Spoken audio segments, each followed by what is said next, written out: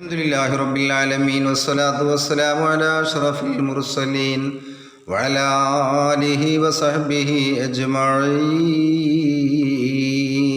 അമ്മാ ബഅദ്. ഉഹദ് യുദ്ധ ചരിത്ര കഥാപ്രസംഗത്തിൻ്റെ 7ാം എപ്പിസോഡിലേക്ക് സ്വാഗതം.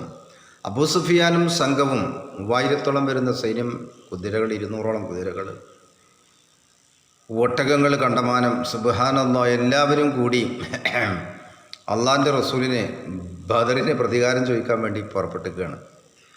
ആ പോക്ക് മക്കയിൽ നിന്ന് ഒരുങ്ങി പുറപ്പെട്ട് തയ്യാറായി മദീനയിലേക്ക് അള്ളാഹിൻ്റെ റസൂലിനോടും സഹാബത്തിനോടും പ്രതികാരം ചെയ്യാൻ വേണ്ടി പോവുകയാണ് ഉഹദിൽക്ക്.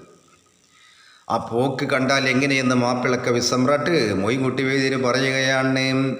പെട്ടെ മൊഴിച്ചലിൽ ഒറ്റ മോഷിച്ചെല്ലും പൊട്ടിക്കരച്ചലുമേ മന്നമാൽ തോഷിച്ചലുമേ പല പാടിയച്ചല്ലതും മുടിടാടപിച്ചലുമേ. 3000-ഓളം വരുന്ന സൈന്യങ്ങളെ ആവേശഭരിതരാക്കാൻ 15-ഓളം വരുന്ന സ്ത്രീകൾ ഹിന്ദിൻ്റെ നേതൃത്വത്തിൽ, അബൂ സുഫിയാൻ്റെ ഭാര്യയായ ഹിന്ദിൻ്റെ നേതൃത്വത്തിൽ അവരിങ്ങനെ പാടി തിമർത്തുകയാണ്. പെണ്ണുങ്ങളെ ഡാൻസ് കണ്ടാൽ പിന്നെ പറയണം, എന്നെ പോലത്തെ ആൾക്കാരൊക്കെ കണ്ടാലും. അവ ചുരുക്കി പറഞ്ഞാൽ നെട്ടിൽ മേൽ ചുമന്തിടവേ ശിരസാണ് ഹൈമകളും പറവാൻ തരം തരമേ. ആര് കണ്ടാലും ഒന്ന് നോക്കിപ്പോകുന്ന രൂപത്തിലാണ് അവരുടെ പോക്ക്. 3000-ഓളം സൈന്യങ്ങളുടെ പോക്ക്. മാത്രമല്ല, ബഹുമാനപ്പെട്ട വൈദ്യർ പറയുകയാണ്, തപ്പിടാദീനിസ്ലാം ഏറിഹക്കും നടത്തും റസൂലൊഴികെ ഉദയസ്തബാനിടയിൽ സബ് രാജർ കൂടുകിലും കഴിയാതെ സത്യമേ. മശ്രിക്കിൻ്റെയും മഗ്രിബിൻ്റെയും ഇടയിലുള്ള മുഴുവൻ രാജാക്കന്മാർ ഒരുമിച്ചാലും ഇവരോട് മല്ലിടാനും തുനിഞ്ഞാലും ഇവരോട് എതിരിടാനും കഴിയുകയില്ല. സത്യദീൻ നടത്തുന്ന അള്ളാഹിൻ്റെ റസൂലിനൊഴികെ അതുവൽക്കറിയാം, അതുപോലൂടെ ഏറ്റുമുട്ടിയാൽ നടക്കൂല. കാരണം ബദറിൽ അത് കണ്ടതല്ലേ. ഏതായാലും അവർ പുറപ്പെട്ട് പോണ സമയത്താണ് മക്കയിലെ കാരണവരായ അബ്ബാസ് റളിയല്ലാഹു തആലാവിനെ കണ്ട് നമുക്ക് ഏതായാലും കുരുത്തം പരുത്തൊക്കെ വാങ്ങിയിട്ട് അബ്ബാസ് റളിയല്ലാഹുവിനോടൊന്ന് പോരണമെന്ന് ചോദിച്ചു നോക്കാം. നമ്മളെ കാരണവരല്ലേ. പ്രത്യക്ഷത്തിൽ അവരുടെ കാരണവരാണ്, പക്ഷേ ഇസ്ലാം മതം സ്വീകരിച്ച വിവരം അവർക്കറിയില്ല. ആ സമയത്താണ് കേർത്തിലഹും കലയെന്നെ മുമ്പ് പദറിൽ പോന്നേ കേടും കെടുതികൾ എന്നെ കൊണ്ടും മതിയേണ്ടാം നീർത്തും നെനിറവി കുറശിക്കാർ ഹറജാകുമ്പോൾ കാലു നിതമബാസവരോടും പുറപ്പെടുവാൻ. മഹാനായ അബ്ബാസ് റളിയല്ലാഹു അൻഹുവിൻ്റെ അടുക്കൽ വന്ന അബൂ സുഫിയാൻ പറയണേ, ഞങ്ങളിതാ ബദറിന് പ്രതികാരം ചോദിക്കാൻ വേണ്ടി പോവുകയാണ്, കാരണം ഞങ്ങൾ പോരണോന്ന് ചോദിച്ചു. അപ്പം അബ്ബാസ് റളിയല്ലാഹു അൻഹു എടുത്ത വഴിക്ക് പറഞ്ഞു, ഞാനേ ബദറിൽ പോകുന്ന കേടും കെടുതികളൊന്നും എൻ്റെ തീർന്നിട്ടില്ല.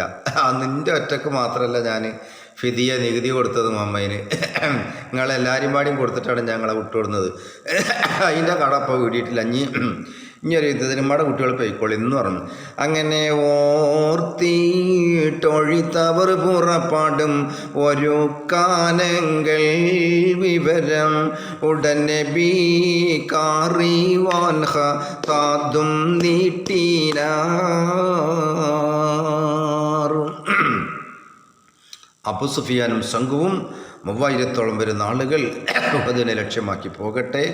നിങ്ങളുടെ ശ്രദ്ധ ബഹുമാനപ്പെട്ട അബ്ബാസ് റളിയല്ലാഹു തആല മക്കയിൽ ഇരുന്നു കൊണ്ട് എന്തോ ഒരു കാര്യം, ഒരു കത്തെഴുതുന്നുണ്ട്. ആർക്കാണ് ആ കത്തെന്നറിയണ്ടേ? നീട്ടി ഒരു തനിലത്തമുണ്ട് ദിനം കൊണ്ട് താൻ ഷർത്തും തിറം കൂലി കൊടുത്തായ തതിറ കൊള്ള ആട്ടം മദീനത്തിൽ കുബായണ്ടുറ്റേ മസ്ജിദ് അകത്തീരി പാതിൽ അബ്ബ സയത്താളെത്തി. അങ്ങനെ അബ്ബാസ് റളിയല്ലാഹു തആല അൻഹു ഇവിടുന്ന് ഒരു കത്ത് കുറിക്കുകയാണ് അള്ളാഹിൻ്റെ റസൂലിന്. മോനെ മുഹമ്മദേ, ദാ ബദറിന് പ്രതികാരം ചെയ്യാൻ വേണ്ടി അബൂ സുഫിയാനും 3000-ഓളം വരുന്ന സൈന്യങ്ങളും ഇവിടുന്നാണ് പുറപ്പെട്ടിട്ടുണ്ട്. ആ വിവരം നിന്നെ ഞാൻ അറിയിക്കുകയാണ്. ഇതിൽ ഇളയപ്പ പോന്നിട്ടില്ല കേട്ടോ. ഇനി ഇളയപ്പാൻ്റെ നിന്ന് നികുതിയും വാങ്ങാന്നുള്ള നിലക്ക് അവിടെ കാത്തിരിക്കണ്ട. ഇതിൽ ഇളയപ്പ പോന്നിട്ടില്ല കേട്ടോ എന്ന് അബ്ബാസ് റളിയല്ലാഹു അൻഹു ഒരു കത്തങ്ങട്ട് എഴുതിയ കത്തൊരു ദൂതൻ്റെ അടുക്കൽ ശത്രുക്കൾ കാണാതെ, അതായത് അബൂ സുഫിയാനും പാർട്ടിയും കാണാതെ അവർ പോകുന്ന വഴിക്ക് പോകാതെ മറ്റൊരു വഴിക്ക് മദീനയിലെത്തി അള്ളാഹിൻ്റെ റസൂലിന് കൊടുക്കാൻ വേണ്ടി ഒരു കൂലിയും കൊടുത്തിട്ട് ഒരാളെ അങ്ങോട്ട് പറഞ്ഞേക്കണം. ഏതായാലും അള്ളാഹിൻ്റെ റസൂൽ സല്ലല്ലാഹു അലൈഹി വസല്ലം തങ്ങൾക്ക് കത്ത് കൊടുക്കാൻ വേണ്ടി അബ്ബാസ് റളിയല്ലാഹു അൻഹു പറഞ്ഞയച്ച ദൂതൻ അത് ആ മദീനയിലെത്തിയെന്ന് മാത്രമല്ല അള്ളാഹിൻ്റെ റസൂലിന് ഈ കത്ത് അങ്ങോട്ട് കൊടുത്തു. കത്ത് കൊടുത്തപ്പോൾ കത്ത് പൊളിച്ചു വായിക്കുകയാണ് അള്ളാഹിൻ്റെ റസൂൽ. നീട്ടി കൊടുത്ത ഹത്താറ്റൽ വിണ്ട് കരത്താൽ ഭാങ്ങി പൊളിത്ത് നിന്നെന്തോ ബയ്യൊബ്നു കഅബ ഡവരിൽ നൽകി കൂട്ടം കഥവായി തറിന്തപ്പോൾ ഒരുവരോടിമ്പാർത്ത കുഫത്ത് നീ പാരത്തല്ലൻ ഡരുളി ചെയ്താറ്. അപ്പോൾ അള്ളാഹുവിൻ്റെ റസൂലിൻ്റെ തൊട്ടടുത്തൊരു സഹാബി ഉണ്ടായിരുന്നു, കഅബ് റളിയല്ലാഹു അൻഹു, ഉബയ്യ് ഇബ്നു കഅബ് റളിയല്ലാഹു തആല. അപ്പോൾ കത്ത് പൊട്ടിച്ച് വായിച്ചപ്പോൾ പടച്ചോനെ, എളാപ്പൻ്റെ കത്താണ്, അബ്ബാസ് റളിയല്ലാഹു അൻഹുവിൻ്റെ കത്താണ്. കത്തിലെന്താണ്? അബൂ സുഫിയാനും 3000-ഓളം വരുന്ന സൈന്യങ്ങളും എല്ലാ സായുധ സാമഗ്രികളുമായി ഉഹദിലേക്ക് പകരം വീട്ടാൻ വരുന്നുണ്ട്, ബദറിന് പ്രതികാരം ചോദിക്കാൻ. ഇതങ്ങോട്ട് കേട്ടപ്പോൾ അള്ളാഹിൻ്റെ റസൂൽ ഈ സംഭവം ഇനി പെട്ടെന്ന് അള്ളാഹിൻ്റെ റസൂൽ സഹാബത്തിനോട് ചെന്ന് പറഞ്ഞാൽ സഹാബത്തൊക്കെ ആകെ കോരിത്തിരിക്കും, പ്രശ്നമാകും, മനസ്സൊക്കെ ആകെ പ്രശ്നമാകും. കാരണം ബദർ കഴിഞ്ഞ് അതിൻ്റെ ക്ഷീണം തന്നെ മാറിയിട്ടില്ല. ഇനിയിപ്പോൾ സഹാബാക്കളോട് മറ്റൊരു യുദ്ധം പറഞ്ഞാൽ എന്താകും എന്നുള്ള നിലയ്ക്ക് അള്ളാഹിൻ്റെ റസൂൽ സല്ലല്ലാഹു അലൈഹി വസല്ലം കഅബിനോട് പറഞ്ഞു, കഅബേ, കത്തിലെ വിവരം ആരോടും പറയരുതേ, ഞാനും തപ്പ വരാമെന്ന് പറഞ്ഞിട്ട് പുറത്തേക്ക് ഇറങ്ങി. മദീനയുടെ പുറത്തേക്ക് ഇറങ്ങി. എന്തിനാണ് അള്ളാഹിൻ്റെ റസൂൽ? ഓരോരുത്തരെയും കണ്ട് കാര്യം ധരിപ്പിക്കുക എന്നുള്ള നിലക്ക് കൂട്ടായി വിളിച്ച് പറഞ്ഞു കഴിഞ്ഞാൽ ചിലപ്പോൾ സഹാബാക്കളുടെ വീരൊക്കെ ചോർന്നു പോകും. അപ്പോൾ അതുകൊണ്ട് ഓരോരുത്തരെയും കണ്ട് വിവരം അറിയിക്കാൻ വേണ്ടി അള്ളാഹിൻ്റെ റസൂൽ സല്ലല്ലാഹു അലൈഹി വസല്ലം തങ്ങൾ മദീനയുടെ പുറത്തേക്ക് ഇറങ്ങി നടക്കുകയാണ്. അരുളി ഹബീബുള്ള മസ്ജിദിൻ നിറങ്ങി സൈറായി ബേഗം അണ്ണുന്ത് സഅദ് ഇബ്നു റബീഅ അവരോടോറ്റാറ്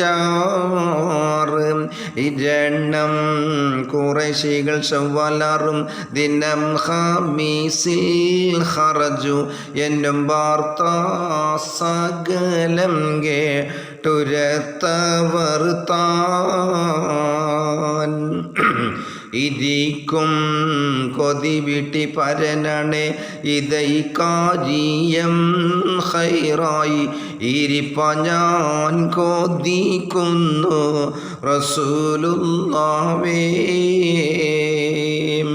അങ്ങനെ അള്ളാഹിൻ്റെ റസൂലും അങ്ങനെ ഇറങ്ങി നടക്കുന്ന സമയത്താണ് മഹാനായിരിക്കുന്ന സഅദ് റബിയാനെ കണ്ടുമുട്ടിയെന്ന് മാത്രമല്ല മൂപ്പരോട് കാര്യം പറഞ്ഞു സഹാബത്തിനോട്. അങ്ങനെയൊക്കെയാണ് അബൂ സുഫിയാൻ 3000-ഓളം വരുന്ന സൈന്യങ്ങളുമായി വരുന്നുണ്ട് എന്നുള്ള രഹസ്യം, ഈ വിവരം രഹസ്യമാക്കി വെക്കാൻ സഅദിനോട് അല്ലാഹുവിൻ്റെ റസൂൽ പറയുകയും ചെയ്തു.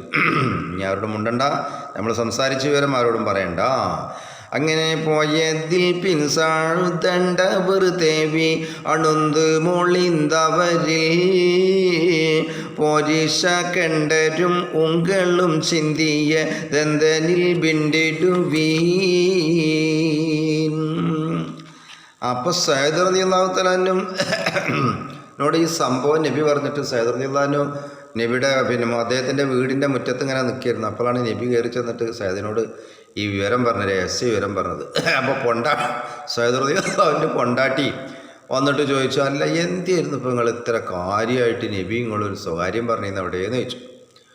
ആയതിനൊറ്റിയ ഉമ്മ മുഹമ്മദു നെയ്ക്കത് ചോടിടുവാൻ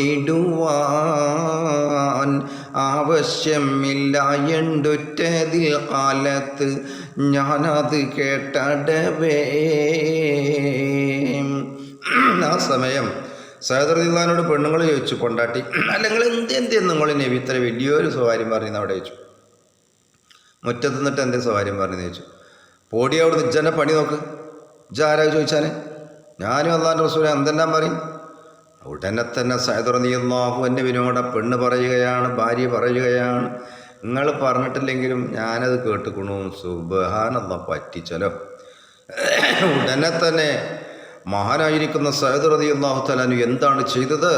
തൻ്റെ ഭാര്യയുടെ കയ്യും പിടിച്ചുകൊണ്ട് പോരടീന്നും പറഞ്ഞിട്ട് ഇലാ ഹദറത്ത് റസൂലില്ല, അള്ളാഹുവിൻ്റെ റസൂലിൻ്റെ ഹദറത്തിലേക്ക് പോവുകയാണ്. കാരണം ഇനി ഇവളെങ്ങാനും ആരോടെങ്കിലും പറഞ്ഞാൽ സഅദ് വരുത്തിയെന്ന് അള്ളാഹുവിൻ്റെ റസൂൽ പറയാം. ഇനി ഉടനെ തന്നെ സയ്യിദരെ നീ ചെതി പരക്കൂകിൽ തങ്ങൾ നീ നന്ദിടുമേ, സഅദ് പരത്തിയതണ്ട് ഭയന്ന് സൗജത്തുമായി എത്തിയതാ. ഈ രഹസ്യ വിവരം പെണ്ണുങ്ങളെത്ത് കിട്ടിയ പിന്നെ എങ്ങനെ ഉണ്ടാവും? ആ പെണ്ണിനെയും പിടിച്ചിട്ട് അള്ളാഹുവിൻ്റെ റസൂലിൻ്റെ ഹദറത്തേക്ക് പോരടീന്നും പറഞ്ഞ ഒരൊറ്റ കൊണ്ടോകല റസൂലുള്ളാഹിൻ്റെ ഹദറത്തിലേക്ക്. എന്ത് സംഭവിക്കുമെന്നറിയണ്ടേ? അടുത്ത എപ്പിസോഡിൽ.